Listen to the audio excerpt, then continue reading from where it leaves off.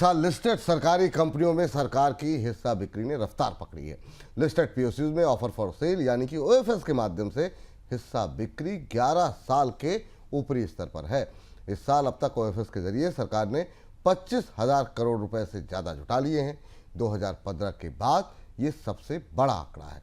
2015 में पीएसयूज में ओएफएस के जरिए हिस्सा बिक्री से सरकार ने 35,000 करोड़ रुपए से ज्यादा जुटाए थे। सर, ये जो इस रूट के माध्यम से हिस्सा बिक्री के लिए सरकार की ये जो रणनीति रही, क्या कुछ रिजल्ट देखने को मिल रहा है? क्योंकि अभी जो हम लोग बातचीत कर रहे हैं उसी समय आईआरएफसी के का भी ओएफएस जो है खुला हुआ है।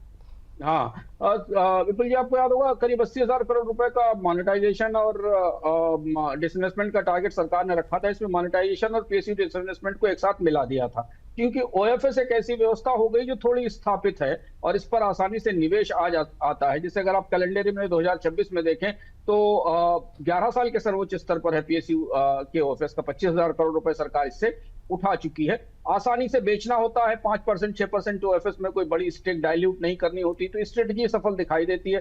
जीआईसी का एक जीआईसीआरई का एक 5% का ओएफएस अभी आया था 3,000 करोड़ को लेकर। इससे पहले कोल इंडिया का, एनएचपीसी का, सेंट्रल बैंक का, एनएलसी का, इनके सबके ओएफएस आ गए हैं। तो ये एक पाइपलाइन तैयार हो गई है।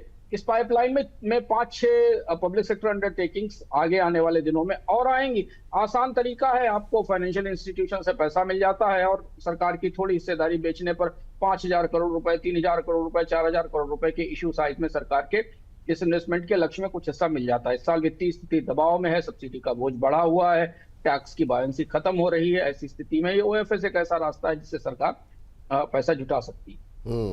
तो इस बार सर जो मतलब हम नए रिकॉर्ड बनाते हुए भी दिखाई दे सकते हैं, क्योंकि अभी तो काफी टाइम बचा हुआ है इस साल। हाँ, अगर आप देखें कि ऐसा लग रहा है कि जैसे इंडियन ओवरसीज बैंक, रेल विकास निगम, इनके भी ओएफएस आने वाले दिनों में आएंगे। अब ये स्टेब्लिश भी हो गया, इधर बाजार में भी थोड़ी रिकवरी दिख रही है, मार्केट में भी जो फाइनेंशियल इंस्टीट्यूशंस है उनको निवेश का एक नया रास्ता भी मिल रहा है। तो सरकार इस साल बार बार छोटे छोटे ट्रांचेस में सरकारी कंपनियों को ओएफएस लाती रहेगी। रिस्क फ्री एरिया है और किसी बड़े प्राइवेटाइजेशन का विवाद नहीं होता, कोई आरोप नहीं लगता है कि आप कोई बड़े पैमाने पर प्राइवेटाइजेशन कर रहे हैं और ओएफएस को खड़े खड़े मार्केट में बेच लिया जाता है। तो ये स्ट्रेटजी अब धीमे धीमे इस पे स्थापित सी होती दिख रही।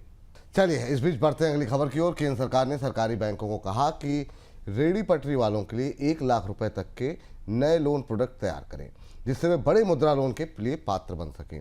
बड़े टिकट साइज के मुद्रा लोन के लिए बेहतर क्रेडिट कार्ड का होना जरूरी है और बैंकों से ये वेंडर्स अगर 1 लाख रुपए का लोन लेकर उसे समय पर लौटाएंगे तो उससे उनका क्रेडिट का रिकॉर्ड जो है वो बेहतर होगा, जिससे कि बड़े टिकट साइज का मुद्रा लोन लेने में उन्हें आसानी होगी। सर, ये किस तरह के प्लान जारी किए जाने की तैयारी हो रही है? ये कोशिश है जो रेहड़ी पटरी वाले हैं, खासतौर पर जो स्ट्रीट वेंडर्स हैं, उनके लिए एक नई व्यवस्था बनाई जाए। 1 लाख रुपए तक के जो टिकट साइज के लोन हैं वो रेहड़ी पटरी वालों को दिए जाएंगे। ये थोड़ा थोड़ा कुछ जो एनबीएफसी के माइक्रो फाइनेंस का मिक्सचर है, जिसमें कि 50,000 रुपए तक के टिकट सेगमेंट वाले जो लोन होते थे जो इसमें शामिल किए जाते थे, उसे शामिल करने की बात है। कोलेटरल फ्री लेंडिंग होगी, कोई जमानत की जरूरत नहीं होगी, 7% की इंटरेस्ट सब्सिडी देने की बात की जा रही है। ये थोड़ा मुद्रा को डी रिस्क करने की कोशिश भी कहीं ना कहीं से लगती है। इससे ये जो एक बड़ा हिस्सा है भारत में ट्रेडर्स का, जिनके पास कोई कैपिटल फ्लो नहीं होता है या जिनके पास कोई कैपिटल नहीं होती, उन्हें मदद करने की कोशिश है। इस तरीके की कोशिश है आपने 3-4 साल पहले देखी होंगी। सरकार अलग अलग तरीके की स्कीम लाई थी जिसमें रेहड़ी पटरी वालों को कर्ज देने की बात थी। वो स्कीमें सीमित आधार पर ही सफल रही है। सर, ये मुद्रा लोन को लेकर के इससे क्या आपको लगता है कुछ रिस्क कहीं और बढ़ता हुआ तो दिखाई नहीं देगा?